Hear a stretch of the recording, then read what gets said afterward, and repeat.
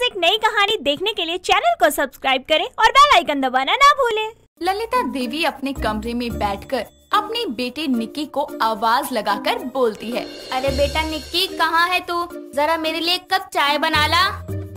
अरे कहाँ है निक्की, सुनाई नहीं दे रहा क्या? निक्की अपने कमरे में बैठकर फोन चला रही होती है।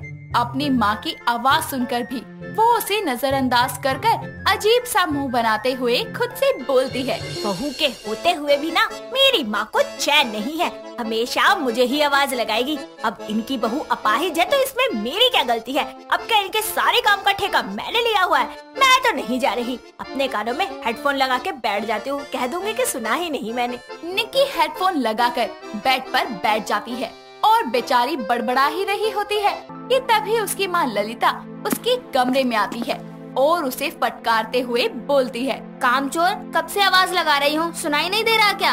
अरे माँ, कानों में हेडफोन लगा था ना तो सुनाई नहीं दिया। वैसे कोई काम था क्या? हाँ काम था, तभी आवाज लगा रही थी ना। क्या काम था बताना जरा। और वैसे भी माँ, आप भूलो मत कि घर में आपकी बहू भी है, आप उससे भी तो काम करवा सकती हो ना। अब वो अपाहिज है तो इसमें मेरी क्या गलती है? काम तो उसे करना पड़ेगा। अरे वो अपाहिज है तो क्या हुआ, तेरी भाभी है, समझी? और हाँ, तेरे दिल में कोई इंसानियत नहीं है क्या? मेरी भी बहुत सारी सहेलियों की भाभियां हैं जो घर का सारा काम करती है, लेकिन एक मेरी भाभी है सारा दिन आराम ही करती रहती है। अरे उस अपाहिज को निकालकर भैया की दूसरी शादी क्यों नहीं करवा देती? हे राम जी, एक लड़की होके तू ऐसी बात कर रही है? अरे दुर्घटना कभी भी किसी के भी साथ हो सकती है, तो इसका मतलब क्या हम उसका साथ छोड़ दें? देखो, मुझे ये सब नहीं पता। आप न सिर्फ एक अच्छी सास होने की माला जपते रहो, मगर मुझसे ना ये घर के काम नहीं होते। ठीक है, मत कर, मगर अब तेरी शादी ना मैं जल्दी ही करवाऊंगी, ताकि ससुराल जाकर तुझे भी अक्ल आएगी। जो तेरी ये जुबान चलती है ना, ये सब बंद हो जाएगी वहाँ जाकर। अरे अच्छा ही है, करवा दो मेरी शादी। कम से कम रोज रोज आपके ये बेकार के ताने तो नहीं सुनने पड़ेंगे। खामखा मेरे कान से खून निकाल देती हो। ललिता वहाँ से गुस्से में चली जाती है और ललिता की बहू भूमि, जो कि अपनी सास और ननद दोनों की बात सुन लेती है। भूमि एक बैसाखी के सहारे रसोई में जाती है और अपनी सास के लिए चाय बनाती है और चाय बनाकर अपनी सास को देती है। तभी उसकी सास बोलती है। अरे बहू, तू क्यों बनाने लग गई चाय? अरे मैं खुद बना लूंगी, तू जाकर आराम कर अपने कमरे में। अरे माँ जी, सारा दिन तो आराम ही करती हूँ, मैंने सोचा जो काम कर सकती हूँ कम से कम वही कर लूँ। फिर भी तुझे आराम करना चाहिए। और तूने दवाई ली अपनी? हाँ माँ जी, ले ली। और माँ जी, शाम के खाने में क्या बनेगा आज? अरे मैं खुद देख लूंगी क्या बनाना है और क्या नहीं, तू बस आराम कर जाके और मेरी आंखों के सामने रहा कर। माँ जी, आप भी ना। बहू, मुझे ना माफ कर दे, मैं कितना बुरा करती थी तेरे साथ, मगर तू असल में मेरी बहू नहीं बेटी है। माँ जी, मैंने भी तो आपको माँ माना है ना, और जो हुआ उसे भूल जाओ, वो एक बुरा वक्त था। कैसे भूल जाऊं बहू कि आज तेरी इस हालत की जिम्मेदार मैं हूँ। माँ जी, आज तो आपने ये बोल दिया, मगर आज के बाद मत बोलना। जो भी हुआ वो मेरी किस्मत थी, आप उसका नाम खुद पर मत लो। इतना बोलकर भूमि अपने कमरे में चली जाती है और ललिता भी अपने कमरे में चली जाती है और वहाँ जाके अपने और भूमि के कुछ बीते हुए दिनों को याद करती है। ललिता आए दिन अपनी बहू को हर छोटे काम के लिए ताने दिया करती थी। ऐसे ही एक दिन भूमि रसोई में बर्तन मांज रही होती है, तभी उसके हाथों से एक कांच की प्लेट फिसलकर फर्श पर गिरकर टूट जाती है। प्लेट टूटने की आवाज सुनकर ललिता और उसकी बेटी निक्की दोनों ही रसोई में जाती हैं और भूमि को सुनाना शुरू कर देती हैं। हे भगवान, प्लेट तोड़ दी, पूरा का पूरा डिनर सेट खराब कर दिया। अरे नास पिटी, इसकी भरपाई क्या तेरा बाप करेगा? माँ जी, मुझे जो कहना है कह लो, मगर इस तरह मेरे माँ बाप को कुछ मत बोलो। प्लेट मुझसे टूटी है, उसमें उनका क्या दोष? दोष ये है कि तुम उनकी बेटी हो, इसलिए सुनना भी तुम्हें ही पड़ेगा। प्लेट टूट गई है, उसके लिए मैं माफी मांगना चाहती हूँ, मगर प्लीज मेरे माँ बाप को कुछ मत बोलो। मैं ध्यान से काम करूँगी ताकि कोई गलती ना हो। ओहो हो, अच्छा भाभी, माफी मांग के एहसान जता रही हो? जुबान चलाने में तो आगे है, वैसे ही काम भी कर लिया कर। आज के बाद कोई नुकसान किया ना तो उससे ज्यादा नुकसान मैं आपका कर दूंगी। वैसे भी आप दहेज में कुछ खास लेकर तो आई नहीं हो, कम से कम हमारे बर्तन तो साबुत रहने दो, उन्हें क्यों फोड़ रही हो? दोनों माँ बेटी भूमि को सुनाकर अपने कमरे में चली जाती है। तभी ललिता अपनी बेटी से बोलती है। जुबान कैसे कैंची की तरह चल रही है महारानी की? उसको अभी ये नहीं पता कि मुझे जुबान काटनी भी आती है। हाँ माँ, इन बहुओं को जितना अपनी मुट्ठी में रखो ना उतना ही अच्छा है, वरना सर पर चढ़ के नाचने में देर नहीं लगाती। अच्छा ये सब छोड़, तू एक काम कर, मुझे एक गिलास पानी ला कर दे। ओफो माँ, आप भी ना अपनी बहू से मांग लो ना। वैसे तू है बड़ी कामचोर, अपनी माँ को भी पानी नहीं दे सकती। माँ मैं नहीं जा रही, या तो आप खुद चली जाओ या फिर भाभी से ले लो, मुझे मत कहो। रहने दे तू, वैसे भी मुझे बहू के साथ मार्केट जाना है तो उसी से मांग लेती हूँ पानी। ललिता और भूमि दोनों मार्केट के लिए निकल जाते हैं। दोनों सास बहू मिलकर सब्जियां लेती है। तभी ललिता रोड के उस पार जाने लगती है और उसके सामने से एक तेज रफ्तार से आती हुई कार उससे टक्कर मारने ही वाली होती है कि तभी भूमि अपनी सास को बचाने के लिए उन्हें धक्का मार देती है, मगर इसी बीच उसका बैलेंस बिगड़ जाता है और उसके पैर कार के नीचे आ जाते हैं। आसपास के लोगों की मदद से ललिता उसे हॉस्पिटल के इमरजेंसी वार्ड में एडमिट करवाती है, जहां डॉक्टर जल्दी से उसका ट्रीटमेंट शुरू कर देते हैं। ये सारी बातें याद करके ललिता की आंखों से आंसू छलक जाते हैं। तभी वहाँ निक्की आती है और अपनी माँ से बोलती है, माँ आप रो क्यों रही हैं? उस अपाहिज भाभी ने आपको चाय नहीं दी क्या? तमीज से बात कर समझी, आज जो उसकी हालत है ना वो मेरी वजह से है। अगर वो मुझे ना बचाती तो ये सब मेरे साथ होता। मतलब ये कि आज भूमि की जगह मैं अपाहिज होती। अगर उस दिन भूमि ने मुझे ना बचाया होता तो आज उसकी जगह मैं होती। मतलब हुआ क्या था माँ? सुन फिर। ललिता और भूमि दोनों मार्केट के लिए निकल जाते हैं। दोनों सास बहू मिलकर सब्जियां लेते हैं। तभी ललिता रोड के उस पार जाने लगती है और उसके सामने से एक तेज रफ्तार से आती कार उसे टक्कर मारने ही वाली होती है कि तभी भूमि अपनी सास को बचाने के लिए धक्का मारती है, मगर इसी बीच उसका बैलेंस बिगड़ जाता है और उसके पैर कार के नीचे आ जाते हैं, जिसके बाद उसके पैरों की ये हालत हो गई। मगर माँ आपने ये बात मुझसे छुपाई क्यों? मुझे पहले सब कुछ क्यों नहीं बताया? अरे वो तेरी भाभी है ना, वो प्यार की मूर्ति है। इतना सब होने के बाद भी उसके मन में कुछ गलत नहीं आया। आज भी हम दोनों को उतना ही प्यार करती है वो। माँ ये बात बताकर तो आपने मेरी नजरें शर्म से झुका दी है। पर क्या माँ, भाभी का कोई इलाज नहीं हो सकता? वो कभी ठीक नहीं हो सकती क्या? इस बारे में डॉक्टर ने कहा था कि थोड़े समय बाद वो ठीक हो जाएगी। पूरी तरह से नहीं चल पाएगी, मगर इसको बैसाखी की जरूरत भी नहीं पड़ेगी। मैं सोच रही हूँ कि भाभी को एक अच्छे डॉक्टर के पास ले जाऊँ, शायद कोई हल निकल जाए। अगले दिन निक्की अपनी भाभी का हाथ पकड़कर कार में बैठाकर उसे हॉस्पिटल ले जाती है, जहाँ डॉक्टर भूमि के पैरों को घुमा फिरा कर देखते हैं और फिर डॉक्टर कहते हैं, पहले से काफी ठीक है, आप थोड़ा सा चल के दिखाओ बिना बैसाखी के। भूमि धीरे धीरे चलकर डॉक्टर को दिखाती है। फिर डॉक्टर कहते हैं, बहुत बढ़िया, आप एक काम करो, सुबह सुबह अपनी भाभी को चलाया फिराया करो। जो दवाइयाँ दी हैं उनको टाइम से लगाकर पैरों की मालिश किया करो और साथ ही खाने पीने का अच्छे से ध्यान रखना। इस तरह निक्की और ललिता दोनों मिलकर भूमि की अच्छे से देखभाल करते हैं। धीरे धीरे भूमि बिना सहारे के खुद चलने लगती है। ये देखकर ललिता और निक्की दोनों ही बहुत खुश होते हैं। सौंदर्या और माहिर की शादी बड़े ही धूमधाम से होती है, जिसके बाद वो अपनी ससुराल आती है, जहां उसकी सास कादम्बरी बेहद खुशी के साथ उसका स्वागत करते हुए बोलती है, बहू अपने सुंदर और शुभ कदमों से इस कलश को गिराकर प्रवेश कर। जी सासू माँ। कादम्बरी के कहने पर सौंदर्या अंदर आती है, जिसके बाद उसकी पड़ोसन चंदा बोलती है, अरे कादम्बरी बहन, तुहार पतो तो चांद का टुकड़ा है, माहिर के तब भाग ही खुल गवा। सही कह रही है चंदा तू, सच में कादम्बरी तेरे तो भाग ही खुल गए। रूपवती बहू है अप्सरा जैसी, और नाम भी तो सौंदर्या है। विमला दीदी, हमके तो लागत है कि कादम्बरी बहन जरूर कोनो जादू मंत्र के खेला करके इतना सुंदर पतो लाई है। दूध जैसन गोर है और आँख मीनाक्षी जैसन, कहीं कोनो दाग भी नहीं। खुद ही सोचो, इके मुर्गी चोर बेटा के भाग में ऐसन लड़की कहाँ आवत रही। बात तो सही है, छोड़ ना, हमें क्या। दोनों को बातें करता देख कादम्बरी वहाँ आकर बोलती है, अरे क्या खुसुर फुसुर कर रही हो दोनों? चलो बाकी की रस्में होने वाली है, अपना ये भरत मिलाप घर जाकर कर लेना। और मुंह दिखाए की रस्म खत्म होती है, जिसके बाद वो दोनों अपने अपने घर जाकर कादम्बरी के रूपवती बहू की पूरे मोहल्ले में तारीफ और चर्चा करती हैं।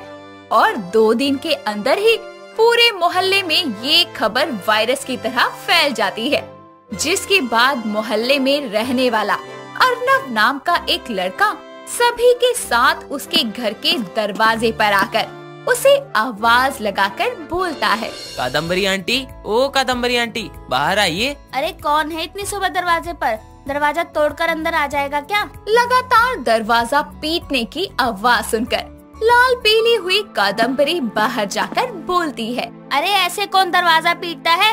चलकर आ रही थी मैं, उड़कर नहीं। सब्र नहीं किया जा रहा था। और ये इतनी भीड़ क्यों साथ लेकर आया है तू मेरे घर? भंडारा है क्या यहाँ? सॉरी आंटी, वो सुनने में आया है कि आपकी बहू बड़ी ही सुंदर है।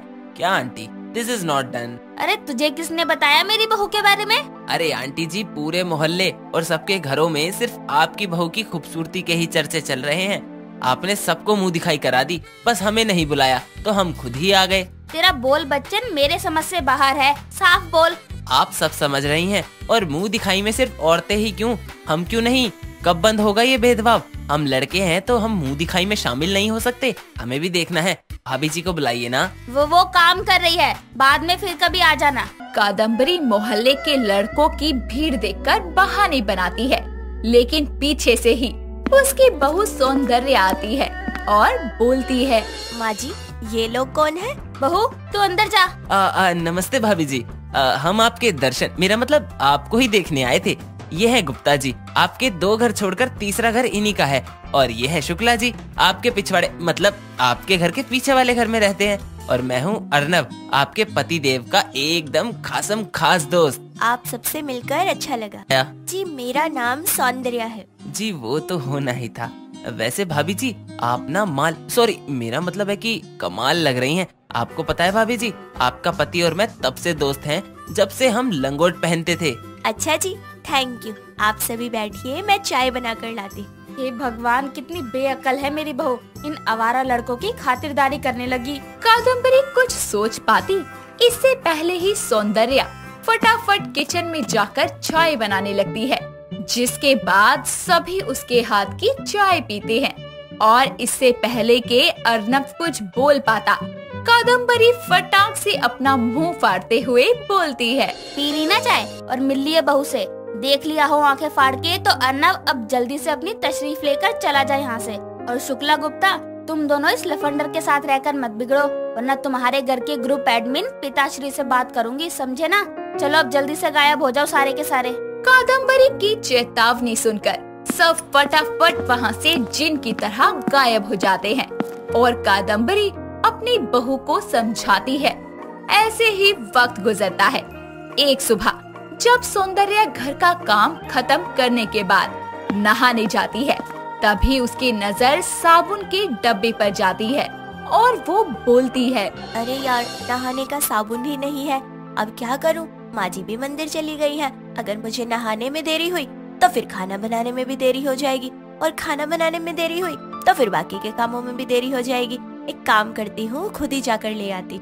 सौंदर्या जल्दी से पैसे लेकर बनिए की दुकान पर जाती है और उसे बोलती है, भाई साहब, एक नहाने का साबुन देना। चंद्रमुखी, अरे कौन है ये हिरनी?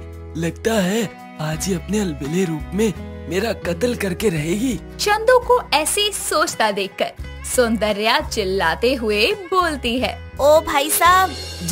जी भाभी जी। अरे कब से चिल्ला रही हूँ कि एक नहाने का साबुन दे दो। जी माफ कीजिएगा भाभी जी, आप इस मोहल्ले में नई आई हैं क्या?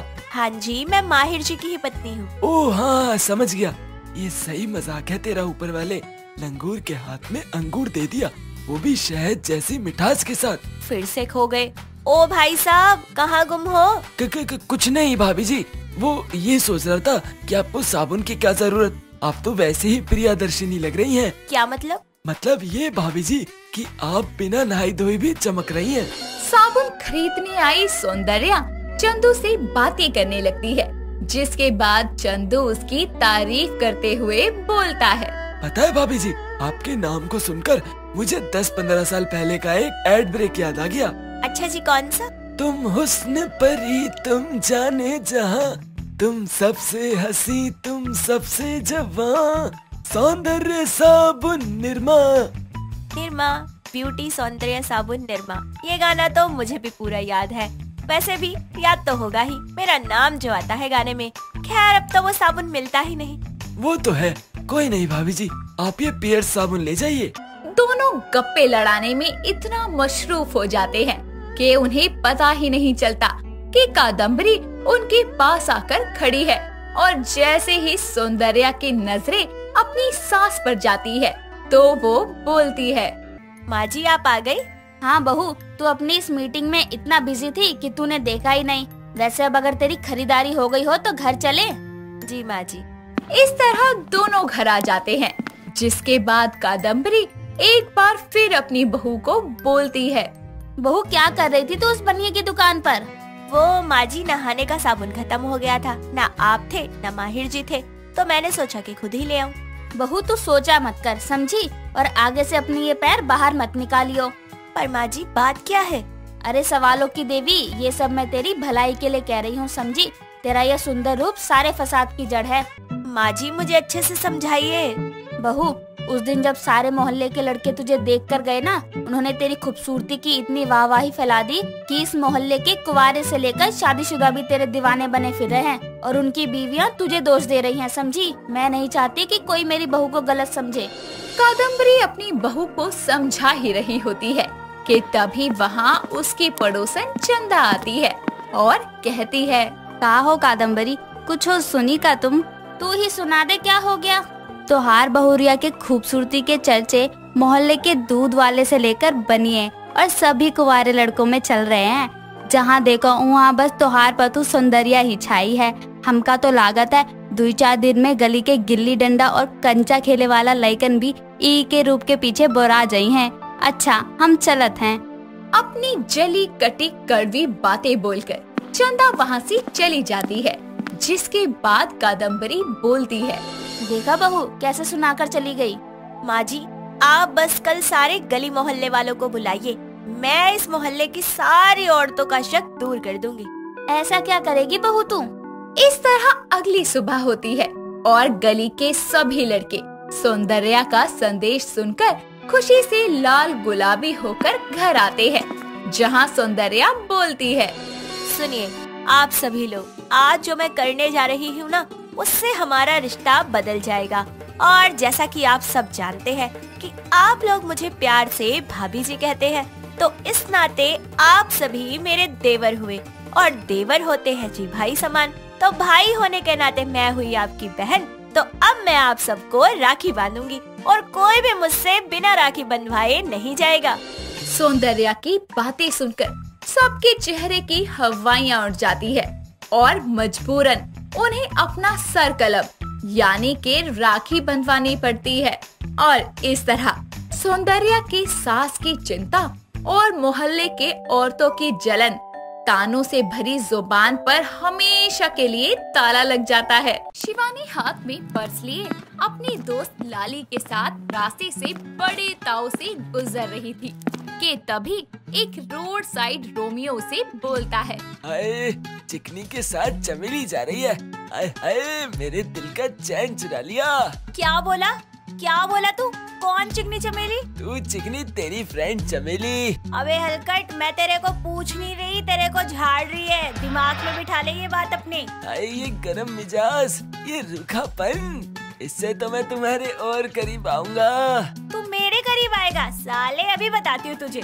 शिवानी रहने देना, ऐसों के मुंह लगने लग गए तो हमारा सारा टाइम यही वेस्ट हो जाना है। ओह तो मैडम का नाम शिवानी है, तुम्हें देखकर एक गाना याद आया है। ए शिवानी तू लगती है नानी। क्या बोला तूने मुझे? नानी? तू नानी, तेरी माँ नानी, तेरे दादी नानी, तेरी बुआ नानी। अरे मैं आपको नानी नहीं रानी बोलना चाहता था। शिवानी तूने पीट तो दिया, अब छोड़ दे उसको। नहीं लाली, उसने तेरे मेरे बारे में फालतू कैसे बोला? इसकी इतनी हिम्मत कैसे हो गई? इसकी तो। अरे नहीं मैडम नहीं, प्लीज अब हमें ना मारो, हम थोड़ा सा मजाक कर रहे थे बस। अरे गलती हो गई, मेरे मुंह से निकल गई।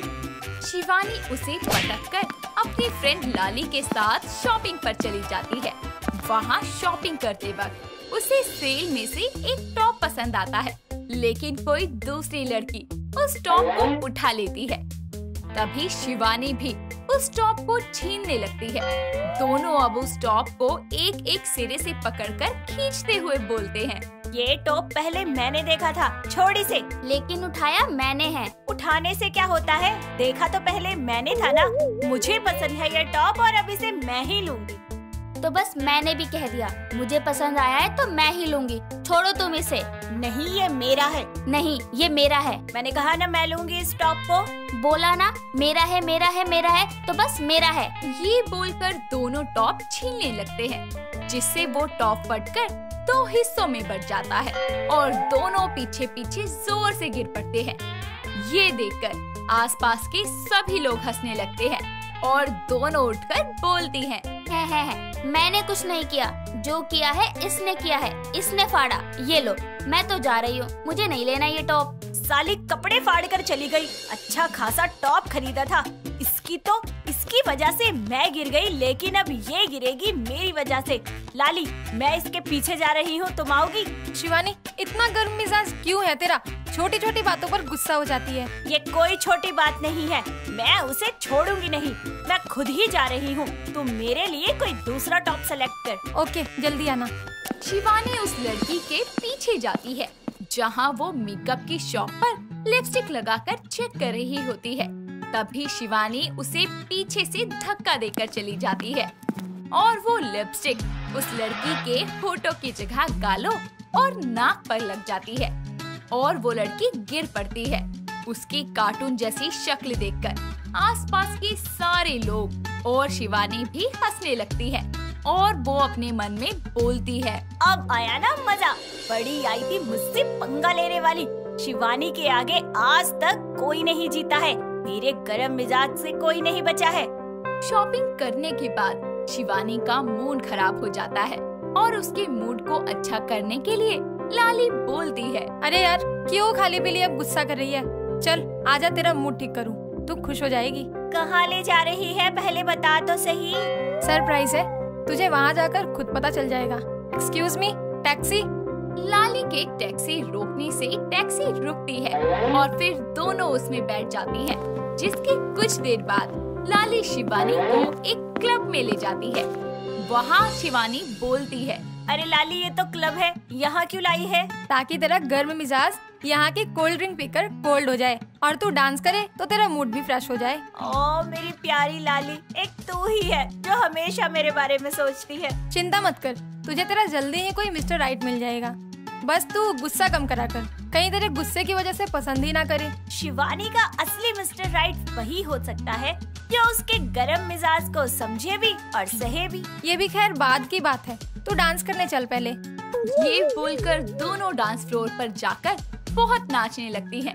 नाचते नाचते एक हितेश नाम का लड़का शिवानी के पैर पर पैर रख देता है, जिस वजह से उसके पैर की उंगली में बहुत तेज की दर्द होता है। तभी वो जोर से चिल्लाती है, आउच! मेरा पैर पिचका दिया, इसको तो मैं छोड़ूंगी नहीं। ओह, आई एम सॉरी, गलती से मैं आपके ऊपर चढ़ गया, मेरा मतलब पैर पर चढ़ गया, जानबूझकर नहीं किया, प्लीज सॉरी। तूने मेरा पैर तोड़ दिया, अब क्या सॉरी सॉरी बोल रहा है? तेरे सॉरी बोलने से मेरा पैर ठीक हो जाएगा। देखिए, अचानक से हो गया, मुझे भी नहीं पता था, और इतना गर्म मत होइए, मैं भी जानता हूँ कि सॉरी से ठीक नहीं होगा, इसीलिए मैं आपके पैर पर दवाई लगा देता हूँ, प्लीज मना मत कीजिए, चलिए मेरे साथ। लाली, मैं अभी आती हूँ, तो यही रही हो, चलिए। हितेश शिवानी को बाहर अपनी कार की तरफ ले जाता है, जहाँ उसे चला नहीं जाता। तो वो उसे अपनी बाहों में उठाकर कार में बिठाता है और उसके पैर पर अपने हाथ से दवाई लगाता है, जहाँ उसके दवाई लगाने से स्किन थोड़ी जलती है और वो बोलती है, जल रहा है बहुत। थोड़ा तो जलता ही है, मैं फूंक मार देता हूँ, थोड़ा अच्छा लगेगा। हितेश इतना बोलकर उसको फूंक मारता है। शिवानी को उसका ये केयर नेचर देखकर उससे प्यार हो जाता है। अपनी आंखों से वो उसे निहारती ही रहती है और बोलती है, थैंक्स। वैसे तुम्हारा नाम क्या है? मेरा नाम हितेश है, और तुम्हारा? मेरा नाम शिवानी है। ओह, नाइस नेम। वैसे आप जितनी गरम मिजाज लगती हैं, उतनी है नहीं, थोड़ी क्यूट भी हो। बस थोड़ी सी क्यूट हूँ। नहीं नहीं, मेरा मतलब वो नहीं था। तो फिर? अरे मेरा मतलब आप क्यूट भी हो, प्यारी हो। आप मुझे थोड़ा और टाइम देंगी तो मैं अच्छे से जान लूंगा आपको। हितेश और शिवानी कुछ देर तक बातें करते हैं। फिर शिवानी लाली के पास वापस चली जाती है। अगले दिन शिवानी और हितेश मिलने लगते हैं और दोनों मिलते मिलते काफी टाइम स्पेंड करने लगते हैं। धीरे धीरे ये दोस्ती प्यार में तब्दील हो जाती है। अपने गर्म मिजाज की वजह से वो कभी कभी हितेश पर हावी हो जाया करती, जैसे कि कभी अपने पैर से उसके पैर पर मार देती और कभी कभी तो गुस्से में अपने मुक्के से उसके सर पर मार दिया करती। लेकिन बहुत ही जल्दी वो दोनों शादी के बंधन में भी बंध जाते हैं। शादी के कुछ दिनों तक तो सास माया उसके बनाए हुए खाने को नई बहू का खाना समझकर कुछ नहीं कहती, लेकिन जब वो दोबारा शिवानी के हाथ का खाना खाती है तो माया बोलती है, बस बहुत हो गया शिवानी बहू। अरे ये कैसा खाना बनाया है तूने? इतने दिनों से मैं कुछ कह नहीं रही थी, लेकिन इसका मतलब ये नहीं है कि मैं तुझे कुछ बोलूंगी ही नहीं। अरे ये सब्जी देख, इसमें ना नमक है, और ये रोटी, इसमें इतना ज्यादा सूखा आटा लगा रखा है कि आरी से काटू ना तो भी ना कटेगी। अरे तू किसी होटल में खाना नहीं बना रही, घर में खाना बना रही है जो मैंने और मेरे बेटे ने खाना है। अगर इतना ही खराब खाना बना रही थी तो बोला क्यों नहीं? कोई मुहूर्त निकाल रहे थे क्या मुझे सुनाने के लिए? इतने दिन से तो ठूसे जा रहे थे, तब तो नहीं बोला। शिवानी ये क्या तमीज हुई भला? माँ से तुम्हें ऐसे बात नहीं करनी चाहिए थी। अब ये मत भूलो कि तुम्हारी शादी हो चुकी है। मैं सुन लूंगा, लेकिन मेरी माँ को कोई सुनाए मुझे ये बर्दाश्त नहीं है। देख ले बेटा, क्या दिन आ गए हैं। अब मैं नई नवेली बहू से बातें सुनूं? अरे ऐसी बहुएं कौन होती हैं बता, जिनका इतना गर्म मिजाज होता है? हितेश, इसमें मैंने गलत क्या कहा? अगर ये मुझे पहले ही टोक देती तो इस बार मैं अच्छा खाना बना कर लाती ना, लेकिन नहीं, इन्होंने तो मुझे कुछ कहा ही नहीं। तो भला इसमें मेरी क्या गलती है? बस बहुत हो गया, माफी मांगो माँ से अभी के अभी। पर हितेश, मैंने बोला ना शिवानी, माफी मांगो। ठीक है, सॉरी माँ जी। शिवानी मुंह बनाकर वहाँ से अपने कमरे में चली जाती है। अपने गर्म मिजाज के चलते वो अब घर के काम तो करती, लेकिन जब भी वो बर्तन मांजती तो जोर जोर से पीट कर मांजती, और जब वो कपड़े धोती तो उनको इतना रगड़ती कि धोते धोते कपड़े ही फट जाते। तो कभी इसी के साथ वो खाना ही जला दिया करती। अब उसे इतना गुस्सा बेवजह ही आने लगा था, और इसी के साथ वो चिड़चिड़ी भी हो गई थी।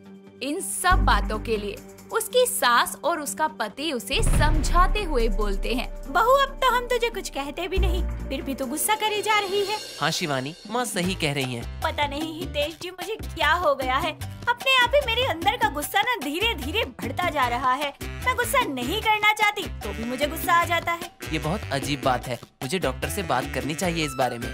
हितेश इतना बोलकर उसे डॉक्टर के पास लेके जाता है, और डॉक्टर्स 1 महीने तक उसकी काउंसलिंग करते हैं और साथ ही उसे एक्सरसाइज करने की भी कहते हैं। और वक्त के साथ साथ वो बिल्कुल चिढ़ना और गुस्सा करना छोड़ देती है, जिसके बाद वो गर्म मिजाज से नॉर्मल मिजाज की बीवी बन जाती है। दोस्तों, अगर आपको ये कहानी पसंद आई तो इसे लाइक करें, शेयर करें और कमेंट करके बताएं कि कहानी में आपको सबसे अच्छा क्या लगा।